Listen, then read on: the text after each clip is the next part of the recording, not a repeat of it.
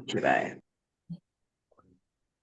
Om Sadashivasamarambham Shankaracharyamadhyamam Asmadacharyapariyantam Vande Guru Paramparam. Om Sahana Bhavatu Sahana Bhunaktu Sahaviryam Karvavahai Tejasvinavadhitamastu ma vidvishavahai. Om Shanti Shanti Shanti. Okay, so we are on the 13th chapter and we are looking at the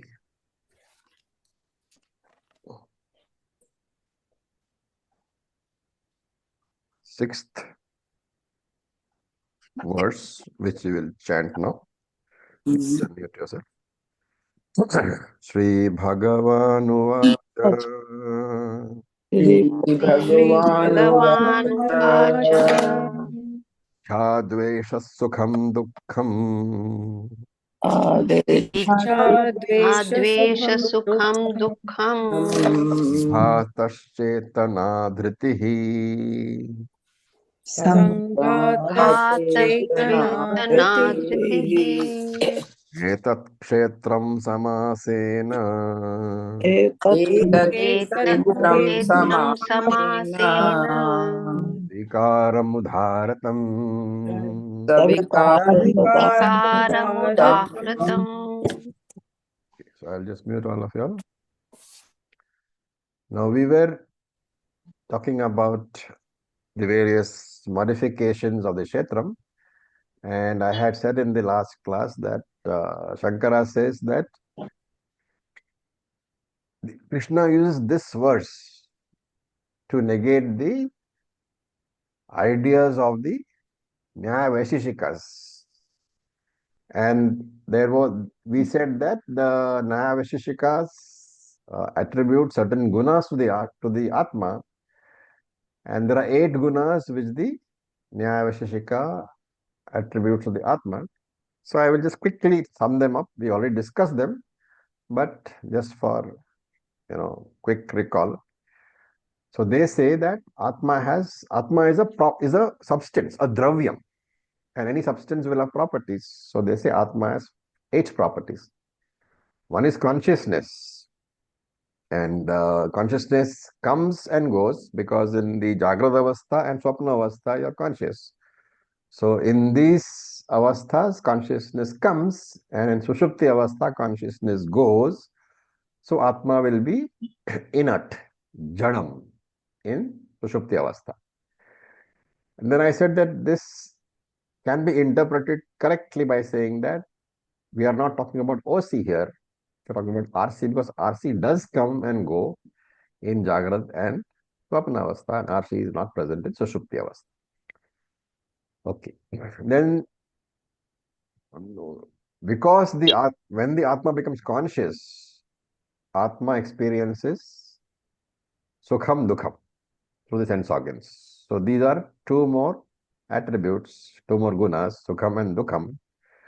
And once Sukham and Dukham comes, then Atma will develop Raga and Dvesha. So those are 2 more gunas. So we have consciousness, number 1, Sukham Dukham 2 and 3, Raga and Dvesha 4 and 5.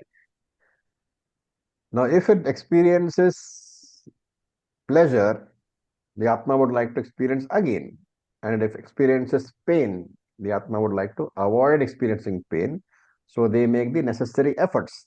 This is the 6th guna called prayatna. And because of the actions which are done to experience this pleasure and pain through this prayatna, this effort, what happens is that they experience punyam and papam, which is clubbed under one head, adrishtam. Adrishtam is the 7th guna. And because of all these regular actions, there are samskara formed. This is the 8th guna. Right? And Shankara says, Krishna himself says here that all gunas belong to Kshetram only. And therefore, the Nyaya Vaishesha idea is wrong. So Shankara uses this particular verse to negate the Atmaguna idea of Nyaya Vaisheshika.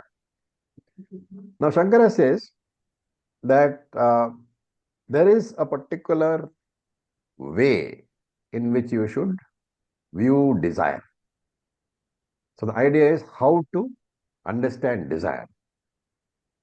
And it's a very interesting argument he gives. He says if an object is to be desired, three conditions need to be fulfilled. So if any object is to be an object of desire for you, then three conditions should be fulfilled. Number one, it should be an object which has been known, which means you must have experienced, you must have come across that object in the past. So what is being said here is that it has to be a known object to be desired. You cannot desire an unknown object. Do you agree? Yes.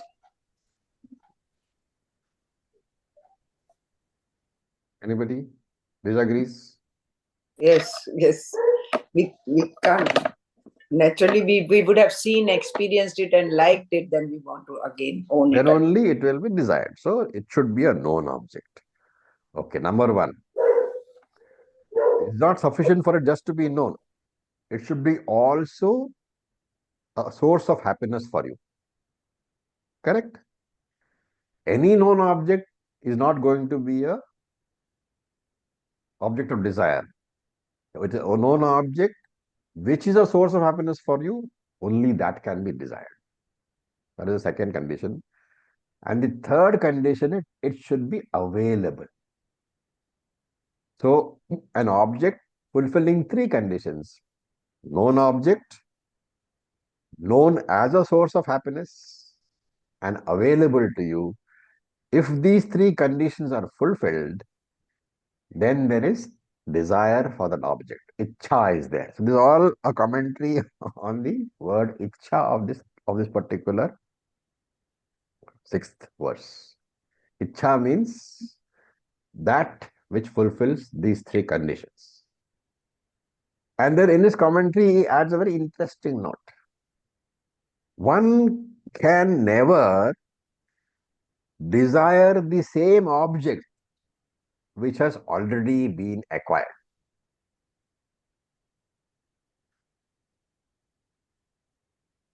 Very important to understand. You can never desire the same object which has been acquired. So a question can come up. Supposing I go to a sweet shop and eat a rasagulla, right? When I now want another rasagulla, can it not be said that I am desiring the same object which I had desired earlier? Yes, you may want to have a second one. Yes. Shankara says, you may want this another rasagulla, but it is not the same rasagulla which is now in your stomach. It is only another rasagulla belonging to the rasagulla species, jati. The same rasagulla you can never desire because it has already been eaten and in your stomach. If you are desiring another rasagulla, it is only an object which belongs to the same rasagulla species. It's a very interesting note, you know. The thing with the Bhashya is these things it brings across, which otherwise we will never be able to think about.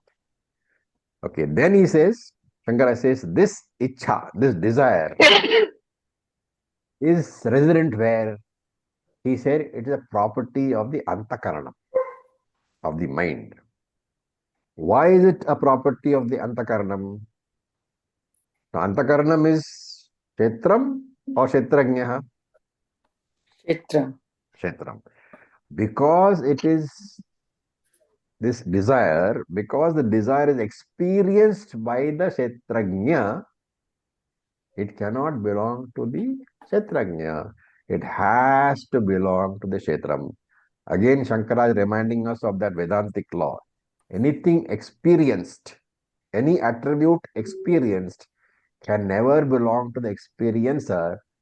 It must always belong to the experienced object. And therefore, he says, Ichha is not a property of Kshetrajna, Atma. Why is he saying all this? Because he's coming up with the idea that Nyaya Vaisheshika said that desire belongs to the Atma. It is not possible at all because the Atma is the experiencer. Therefore, the desire has to belong to the experienced object. Therefore, Nyaya Vaisheshika is not correct. And then we have Dveshaha. The same idea you have to supply. Dveshaha belongs to what? Belongs to the experienced object. The dislike belongs to the experienced object and never to the experiencer. Okay. So you can same analysis you can do. Whatever object you dislike, it has to be an object which you have experienced in the past.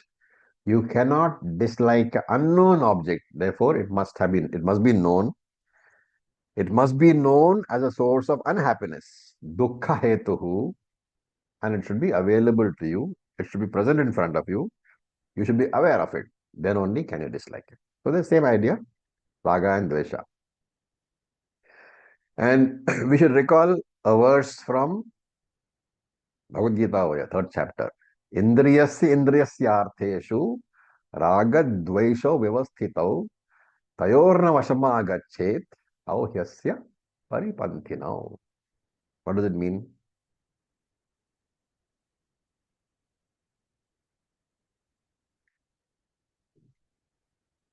You are in the 13th chapter. Sense objects will continue interacting with sense organs. Okay, go ahead. And it will continue generating likes and dislikes, but I have nothing to do with it as Atma. No. Indriyasya indriyasyarthe, in each and every sense object, raga dvaishau vyavasthithau, the potential for raga and dvaisha is present. Tayoho na avashma gachet, do not fall under their influence, because tau hyasya paripanthinau, both of them are your enemies. What Krishna is saying that this potential for raga dvaisha is there. The particular verse, it is interpreted as raga dvaisha is there in the objects. But remember, when you say that, you are actually saying that the potential for the generation of raga dvesha in your mind is there in the objects. Why? Because one is a sukha hetu, one is a dukkha hetu. Right? One causes happiness, one causes sorrow. So object has the potential to trigger raga dvesha in your mind. And Krishna says, because every object has that, nobody can ever avoid raga dvesha arising in the mind. Do not ever blame yourself if you find yourself liking or disliking something. What you should do, tayoho na vashama gacche. Do not be influenced by your raga dvesha in your decisions. Remember, as long as you have an active mind, functional mind, raga dvesha will be experienced. The only time when raga dvesha is not there is when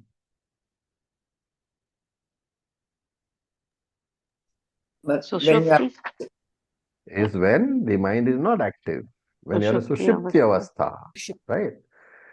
And therefore, the Anvaya Vyatireka logic can be used.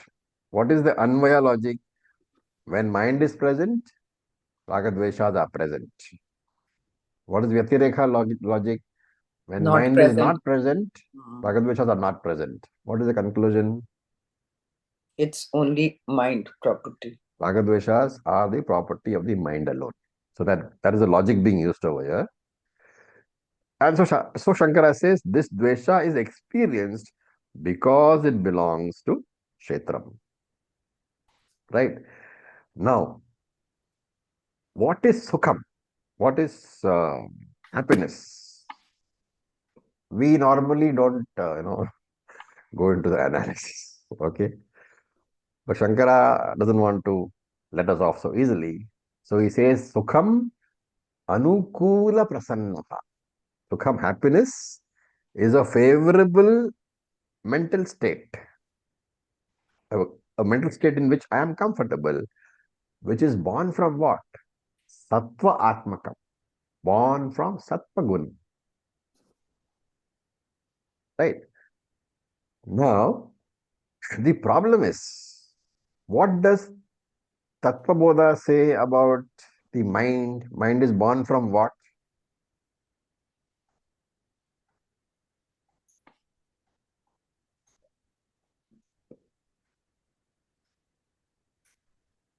Sukshma Panchbhutani. That is okay. But which aspect of it? Sattva. Rajas. Rajasic, I think. Sattva. You guys, if you don't know Tattva Bodha, how will you ever understand all this? Sattva aspect of the What Sattva aspect?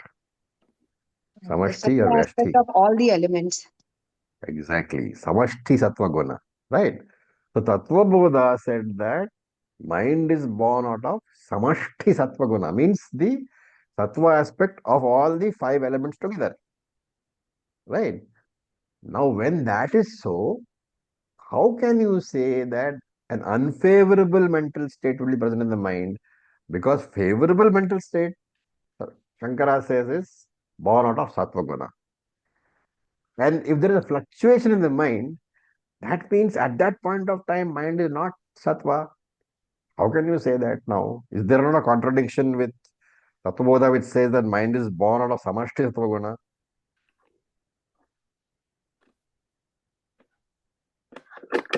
Because you are saying at one point, Tattvabodha, you said mind is born out of the universal Samashti, that is Samashti Sattva aspect. The Sattva Guna aspect of all the five Panchabhutas together, mind is born from there. In that case, where is the question of mind having Rajasic Vritti or a Tamasic Vritti? How will you explain?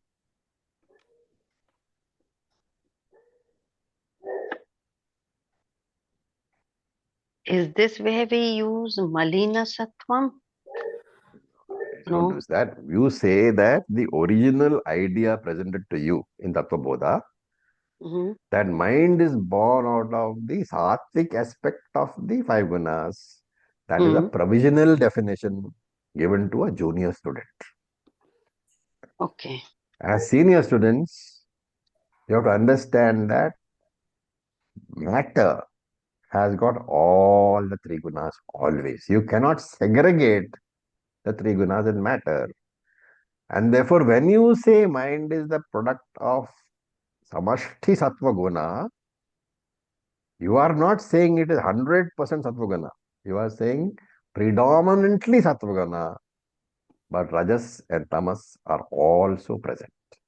And therefore, there will be times, as you will see in the 14th chapter, there will be times when Sattva is predominant. There will be times when Rajas is predominant. If this was not there, you would not be able to explain the fact that mind is sleeping. Because what is the guna which needs to be predominant for sleep to be there? Tamas. Tamas. So when the mind is sleeping, Sushupti Avastha, it is overwhelmed by tamas. Therefore, the original definition of the mind from Samashti Sattva Guna has to be understood as predominantly Sattva Guna, but also having Rajasic Guna and Tamasic Guna. And we should also understand that these gunas become predominant in cycle. Sometimes Sattva is predominant, sometimes Rajas is predominant. Sometimes tamas is predominant. Right. But here, of course, coming back to the topic of this verse, we are talking about reflected happiness. Sukham, reflected happiness. Because anukula prasannaha, a favorable mental state, which is reflected happiness, not the ananda of Amma or Atmananda we are not talking about. We are talking about Pratibimba Ananda, reflected happiness. Okay. And this reflected happiness is where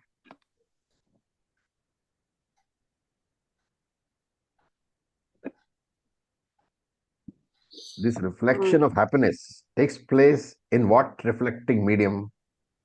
Body, Are we mind. talking about Anandamaya Kosha? Like Priyamoda? Very good. So that takes this reflected happiness is the happiness available in the Anandamaya Kosha, which means the happiness is reflected in one of the three vrittis, Priya, Moda, Pramoda. Anandamaya Kosha belongs to Kshetram or Kshetrajnaha, Kshetram. and therefore this our reflected happiness, RH, is also belonging to Kshetram, right? And then Shankara talks about Dukkham. Dukkham, he says, Pratikula Atmakam, that which makes you feel uncomfortable. And because nobody likes being uncomfortable, that state is disliked. And therefore you try to run away from that state. You watch TV, you go to meet friends, you go on a vacation, you go to the bar, depending on your what are you doing? You are trying to run away from something which is natural to the mind. This also, he says, is being experienced. And therefore, this is also part of Kshetra. Okay, these two are very, very important. These two ideas I told you are very important because usually we just say happy and sad or sukham and dukham. We never try to define what it is. And here Shankara very clearly tells you what the definition is. Okay. Then the next word is sanghataha. We have finished ichha, dvesha, sukham, dukham. Sanghataha. Sanghataha means the assembly of the physical and subtle bodies. Without that assembly, remember, no transaction is possible. So Shankara defines here in his commentary, he defines Sanghataha as Deha Indriyanam Sahitaha, the assembly of the Deha, physical bodies, Indriyanam, the sense organs, which is subtle body. And therefore what? We often, when you read the Puranas and Itihasas and all that, or whenever you see TV serials, there is always a doubt. After the death of the physical body, your subtle body, Sukshma Shariram, has got Indriyas, right? Because Indriyas belong where? In the Sukshma Shariram, not to the Sthula Shariram. What belongs to Sthula Shariram? Golkam. Golakams belongs to Shariram, right? So if the Indriyas have left the Golakams behind and subtle body is traveling after death, does it experience happiness or sorrow? So here, very clear idea is there that to experience happiness and sorrow, in other words, to transact, to function, Indriyas can function only when they are established in the respective Golakam, which means subtle body can have no transactions unless the physical body is present. But what about Purv Janam, like memories? That is not included. That we carry. You may carry, or is it functioning? Okay. See, there is no way you can know whether in your subtle body state whether the Indriyas function. So you have to take for granted what Shastra tells you. Shastra tells you have to have the Golakam for it to function. Then the next one is Chetana. So Sanghata Chetana is Sanghataha plus Chetana. Chetana is also there. Consciousness is also there. So Sanghata Chetana in the Deha Indriya combination. In the physical body plus subtle body combination, what happens? Chetana is there. The OC is there as what?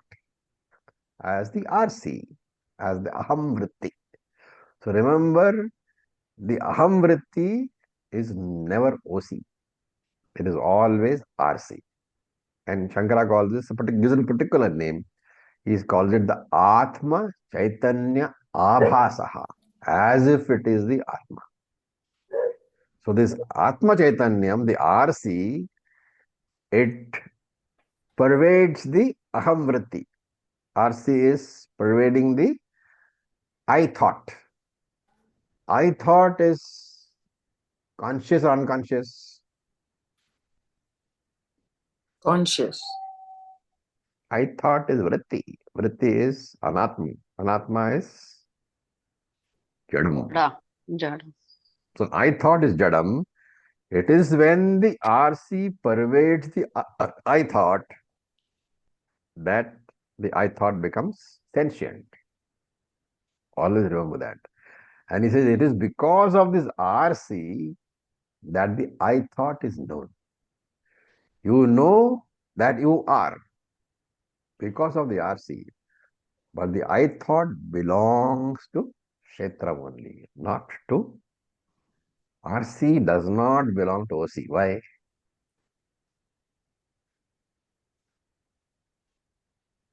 RC needs the reflecting medium to. Medium. That's therefore it is part of The Anatma only. Jada. Jada. Then the last word is, or the first line is Dhritihi. Dhriti is that willpower by which you do something. So that Dhritihi, the willpower by which you do something, that belongs where? That belongs to the intellect. Intellect is what? It's again Anatma plus RC. Therefore, that also belongs to Kshetram. Right? And therefore, Shankara says, all this is Kshetram. Why? Because these are all known. These are all experienced. So he says Kshetram Jnayatvat. Because these are all experienced or because all these are known, you have to know that they all belong to the Kshetram. And Shankara in his commentary adds saying that this list which Krishna is giving is not a comprehensive list. It should indicate, it should be an indicative list. And in your mind, you should add all the activities of the mind. Any thought in the mind should fall under Kshetram. Jealousy, greed, hope, sorrow, everything falls under Kshetram. And Etat Udharatam means all these which have been given as an example above. Then Samasena Kshetram Savikaram. So all these things which I have discussed about, Krishna says Samasena, it's in brief. Samasena means it's a brief summary indicating that it is not a complete list. Kshetram Savikaram. It defines the Kshetram along with all the modifications of the Kshetram. Therefore, what is Krishna doing? He is giving the all the particular thoughts, etc., which are also Kshetram, which we may take as Kshetrajna because we are aware of it. But that is the very reason why. Because you are aware of it, it cannot be you. It has to be something else. And Shankara concludes by saying that if you look at the first verse, Idam Shairam Kshetram, Krishna is referring to the body as Kshetram. And in that body, don't take it as physical body, take it as Shariratrayam. Once you do that, everything that is belonging to Shariratrayam, which includes thoughts and memories, all these are belonging to Kshetram only. With this, the definition of Kshetram is over. Any questions so far? Om Acharya ji. Yeah. Acharya ji, question on this, like we were talking that once astral body leaves the body, it doesn't feel anything. As per Puran, so there are lots of rituals which we do for 13 days, and we do lots of dan and puja, and then people feel that the body, astral body which has left, he will feel better. So just trying to correlate between these two statement. What Nowhere do in the Shastram is it laid down that you are doing this for making the body feel better. It is as a discipline that you're doing because Veda says so. See, the thing is that in your initial stage of Karma Kanda, you follow whatever Karma Kanda says. Right? When you come to Jnana Kanda, remember Karma Kanda has been eliminated from your list as a pramanam. The moment you come to Jnana Kanda, you cannot say that I am doing this for somebody else. Why? There is Triangular format you have there to. is no somebody else. There is no Yeah. somebody else. There are no others. Therefore, you can have Karma Kanda as pramanam and you can have Jnana Kanda as pramanam. Both cannot operate as pramanam for the same person. Okay, got it. Okay. Thank you, Acharya. So I'm not saying don't do the rituals. You must do the rituals because you have to set an example for your children and relatives and whatnot. Right? But don't think that the travel of the body is dependent upon travel of the ancestors dependent upon what you do. The travel is driven by his karma only. Okay. Okay, so it's more as a discipline for myself that I'm doing all this. Sir, udahritam means?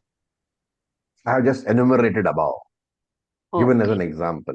Udharan, udharatam, given the example of. Yes. Okay, we look at verse number 7. Amanitvamadambhitvam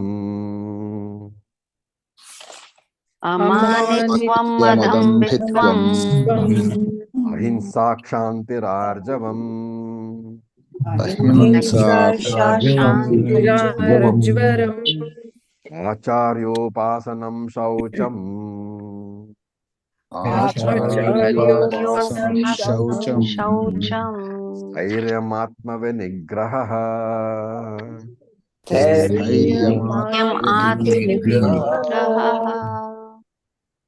So Shankara gives the introduction.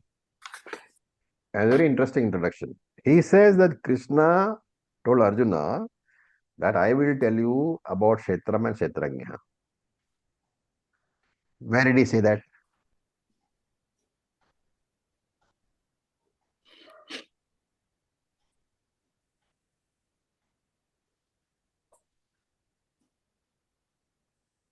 Where did Krishna say, I will tell you about Kshetrajna and Kshetrajna? Okay.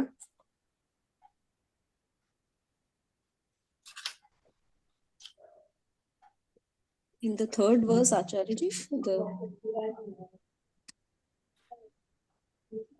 Okay, if you look at the first three verses, you can extract from there that Krishna said, I will talk to you about Kshetram and I will talk to you about Kshetrajna.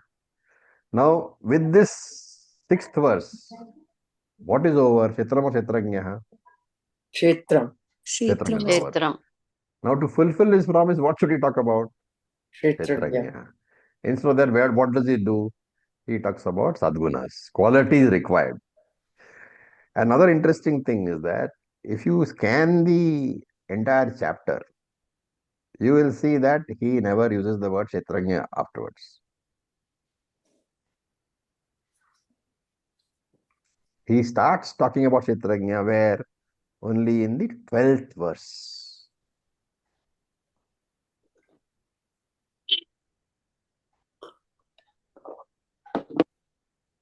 And he used another word completely. The first word, the 12th was what? Jneyam.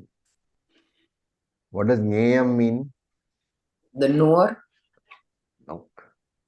the one that is to be known. That The is one that is to be which. known. Who is the one that is to be known? Kshetrajna.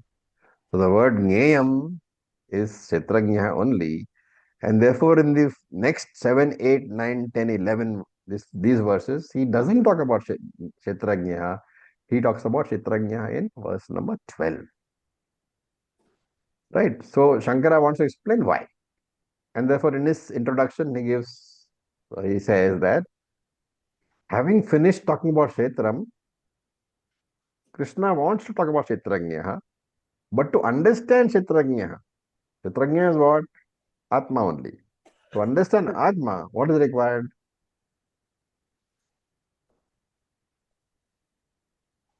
Chittasuddhi is required. Therefore, Krishna introduces Sadguna over here because he says you have to first become Adhikari. Unless you become Adhikari, you cannot understand Kshetram. So Shankara says in his commentary, Yasmin Sati Tajgeyam Vijnane Yogya Adhikrataha Bhavati. It is necessary to have certain virtues in order to be able to be Adhikari, the one who will understand Atma, one who will understand Kshetram. And therefore, Shankara is connecting with his Bhashyam.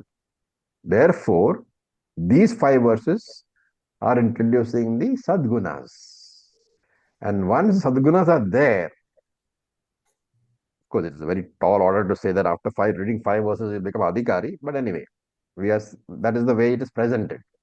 So this Adhikari 5 verses, you understand properly, you assimilate those qualities, you become Adhikari. Then only I will introduce Nyayam, Kshetrajna. Right?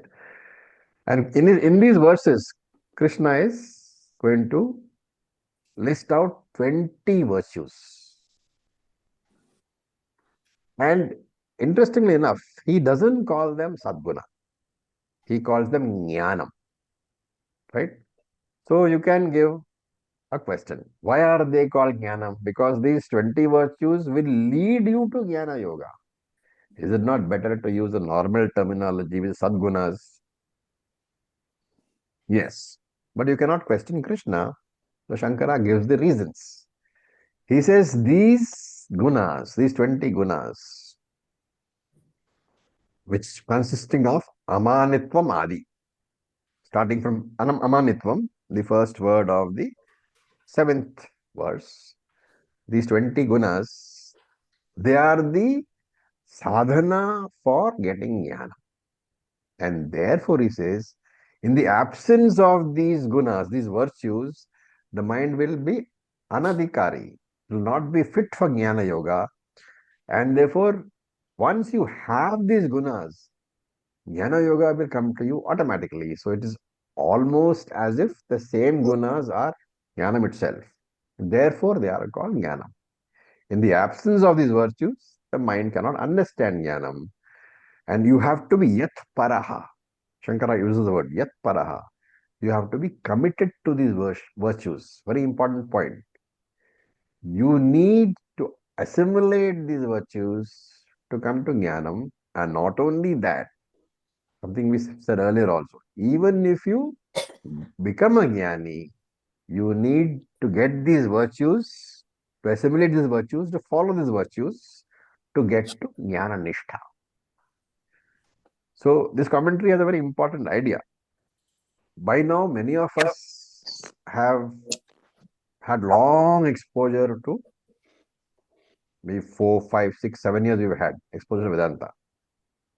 So most of you know Aham Brahmasmi as a fact. I am Atma, I am Brahman is not something which you need have any doubts about. But some of you may feel that even though I know without doubt that I have jnanam, that I am jnana nishtha, how is it that I don't appear to be getting the jnana phalam? What is jnana phalam? The total contentment which comes with that. That I don't appear to be getting. Shankara here is saying that even if you have jnanam, and then it appears that you are not getting the benefit of the jnanam, you have to understand that jnana yogyata is not complete. And therefore, what is needed? Even though you are a jnani, you need to work on these virtues. You need to try to assimilate these virtues better. Jnanam is there, but jnana phalam is not coming.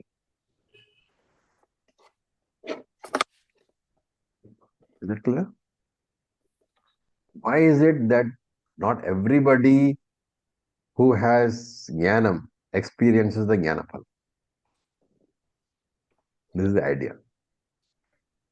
Acharya ji, People. that means in the beginning of the last Shatakam also, he's trying to again re-emphasize those qualities. Yes. That you have, there is no getting away from dharma. Jnani or ajnani.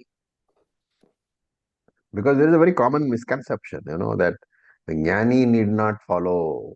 Jnani is beyond dharma, adharma. This is a very common understanding. It's wrong. Jnani also needs to follow dharma.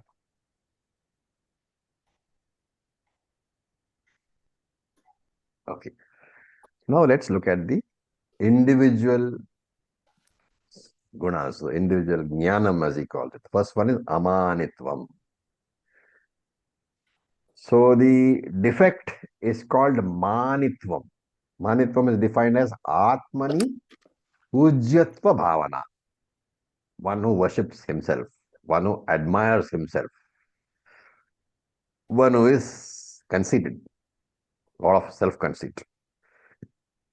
Okay, so amanitvam means lack of self-conceit, which can be translated as humility. Then you might say, especially in today's world, in all the social media posts, admire yourself. You are the greatest. Tell yourself you're the greatest. All these social media posts are there. So is there a problem in self-admiration? Why cannot I be admiring myself? What are the problems?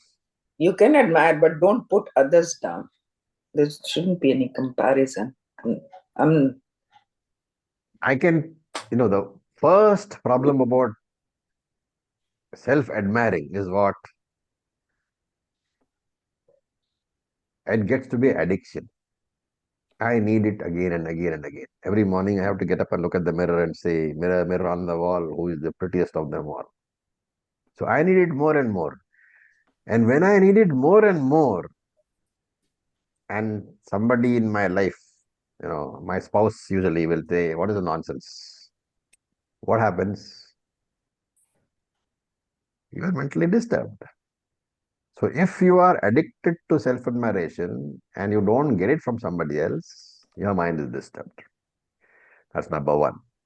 Number two is once I am, thoroughly into self-admiration, I lose objectivity. Right? Everything I have done.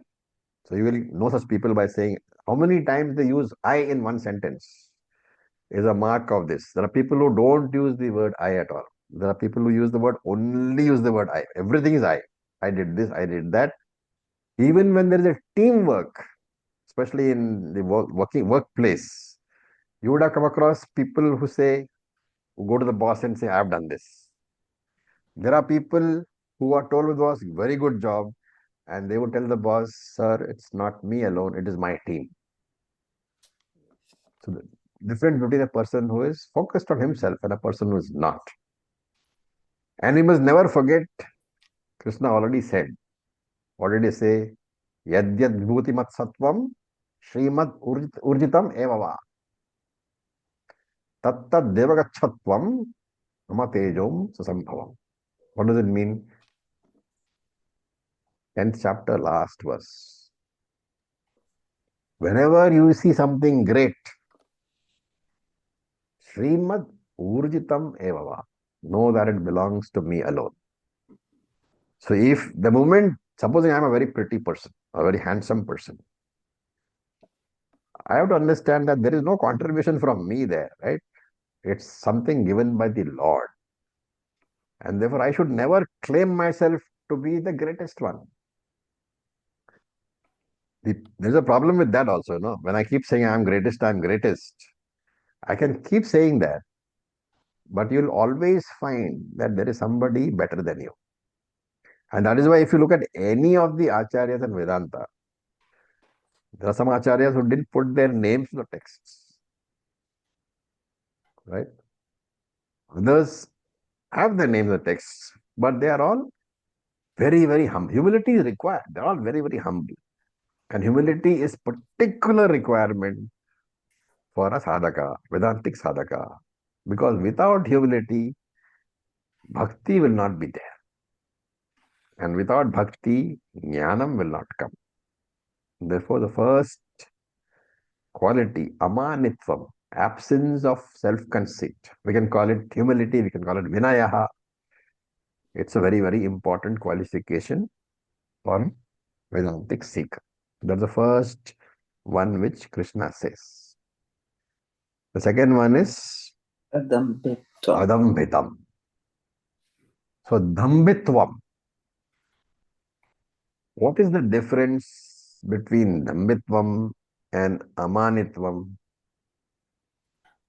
Dambhitva is showing off. Showing, I mean, it's Very good. And to put it differently, amanitvam is in the mind. Dambitvam is the external expression of manitvam. Manitvam is in the mind. I am the greatest. But dambitvam is the external expression of manitvam. Right? The emotion or the feeling, the thought that I am the greatest, that is manitvam. But if I consider that all the people should, bow to me, I dress very stylishly, I have the most expensive perfumes, I'm always seeking attention, that is dambitvam, which has its roots in the idea that I am the greatest, and therefore all people should respect me. Adambitvam is exactly the opposite. Simplicity. So, amanitvam, absence of the feeling of I am the greatest, leads to the physical expression of simplicity. I am exactly the opposite of manitva. Clear? One is mental, one is physical. There is a connection. Then ahimsa. Ahimsa is non-violence, not injuring any other living being. It is not just human being, living beings. And therefore, vegetarianism flows from here. So now, non-violence is there at three levels: kaika, vachika, manasa. In fact, even Patanjali Yoga Sutras, they also talk about ahimsa. And if you are familiar with Yoga Sutras, you will know that he says ahimsa is a mahavratam. It's a great vow. Why is it so important? Why is ahimsa so important? What is the basic idea behind my following ahimsa?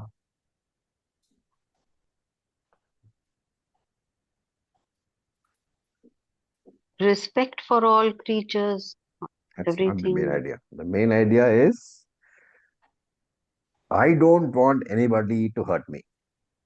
That is a virtue which you have. I don't want Okay. anybody to hurt me. Now, if I know that I don't want anybody to hurt me, then that is a value which is half assimilated. The full assimilation of that value is when you can extend that value to others. And you can say that since I don't want others to hurt me, others also would not like me to hurt them.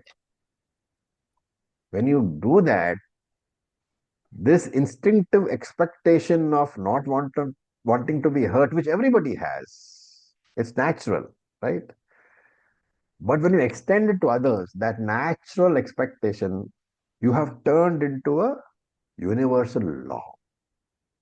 Into dharma, you have turned it, right? Your not wanting to be hurt is natural, swabhavika. But if you are able to extend that to others, then you have converted that natural expectation into a universal law, which we call dharma. And remember that any time you violate dharma, ultimately you are hurting only yourself. Dharma is like a big tree, When you rub your back against the tree, nothing happens to the tree. Only your back needs medicines. That's the reason.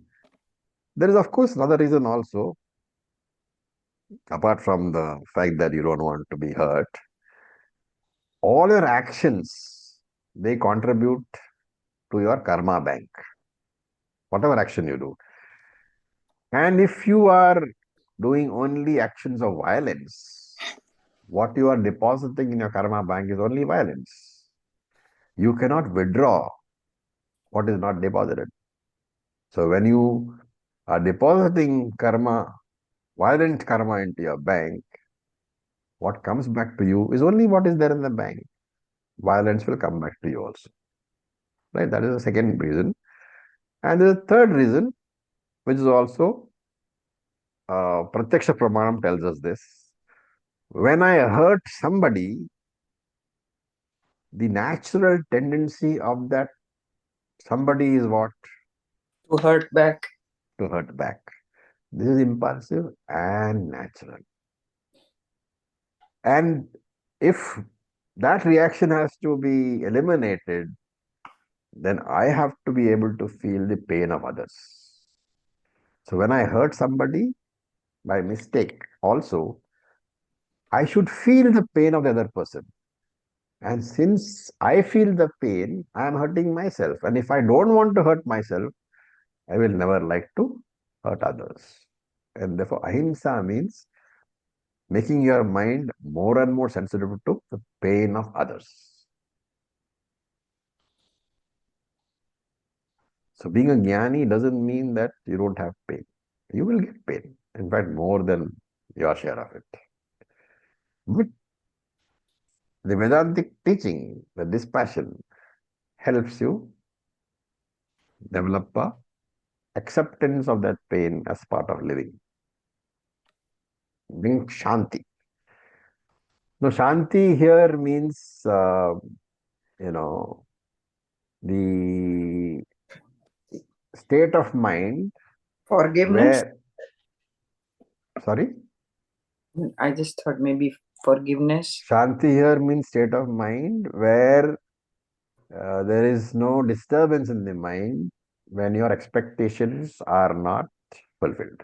That could be forgiveness. So, developing immunity so that the external world is not capable of disturbing your mind. We call this what in Tattva? Titiksha. Titiksha. Acceptance without resisting of all the events which are choiceless. And that's a very important idea because in your life, remember that there are most of the situations are choiceless. We may think we have choices, but you think back. Did you have a choice about being born? No. Did you have a choice about your parentage? Who were your parents? No. Did you have a choice about where you went to school? No. Did you have a choice about whether you were a boy or a girl? No. Did you have a choice about what kind of education you were having? No. And do you have a choice about the fact that now you are old? No. Do you have a choice about the fact that you have gray hair now and wrinkles on your face? No. So the past is mostly choiceless. Mostly, completely choiceless. In the past, whatever has gone past is choiceless. Why? Because you can't change it. What about the present? Do you have a choice in the present? No. Present is already there before you. The present is there before you. It has arrived. Where is the choice? Choice is there in what you do for the future. Yes. And therefore, what is choiceless? What is the point of resisting or grumbling? The more grumbling you do, the more you will get disturbed. And therefore, you have to accept. And acceptance itself, you can do, by saying, okay, this is law of karma and this is my problem, I accept. Or you can grumble and accept. So you have healthy acceptance and unhealthy acceptance. Unhealthy acceptance is not titiksha. because your mind is full of bitterness and self-pity, and therefore that mind being consumed with this self-pity and bitterness is not available for anything constructive at all. Therefore, titiksha is healthy acceptance. A healthy acceptance where I accept that the situation is choiceless, but I don't allow that myself to be totally, disturbed by that choiceless situation. And whatever resources I have in terms of strength and money and friendships and people, I use them to try to better my life. Right? So, in fact, it's a good question here. Is it possible for a person to ignore unfavorable conditions and still go ahead with life and make accomplishments? Yes, easily possible. Easily possible. Stephen Hawking, he had only one thing which worked, his brain. Everything else was non-functional. And look at where he is, right? So future can be changed. Present and past are choiceless. In the future, you have choice. And that's why that's why Vedanta itself talks about prayaschitta karmani. Prayaschitta karmani is not for changing the past or the present. It is for changing the future by generating punya. So you have to accept the past because there is no choice. You have to accept the present because there is no choice. But you need not accept the future blindly. You have to use your free will to try to change the future. That's why Krishna said, Uddharet atmanatmanam natmanam vasadaye atmeva yatmano bandhu atmaiva ripurat. Uddharet atmana atmanam. By your own mind, raise yourself. Na atmanam avasadaye. Do not let your mind pull you down. Atmaiva yatmano bandhu. The Atma, it's the mind itself is your friend. Atmaiva ripuratmanaha. The mind itself is your enemy. A mind under your control is your friend. A mind outside your control is your enemy. Therefore, I can work for improving and transforming my future. But I must remember that if I do something today, immediately tomorrow I will not get the results. Therefore, the capacity to do the action and wait for the future to unfold, that is called shamaha. So titiksha has two aspects, shanti and shamaha. Shamaha means the capacity to wait for the future to unfold. And if you want to know how many people have shamaha, when you are driving and the signal is red, you can just have to look around you and see how many people have shamaha. And if you have all these qualities, then Shankara says that you are free from stress. In fact, Shankara defines Shanti differently. He says Shanti is the capacity for your mind to remain unchanged even when people abuse you. So the absence of retaliation is Shanti. Of course, today's psychology will say that when you are wrong, you must retaliate. But for a seeker, for a sadhaka, such reactions are not proper, are not appropriate. What should sadhaka do when somebody, for example, insults me? My reaction is not, how dare he insult me? My reaction is, examine the person's reaction. Is there anything which I did which contributed to that? I also understand that each person will react in the way that he is reacting. And therefore, if I can understand that and let that person be what he is, what is his nature, he will behave in that manner. If I can understand that without saying, why did he behave with me like that? That is Shama. It's like, when you have a 6-month-old your child and that child kicks you in your face, there is no reaction from you, right? Why?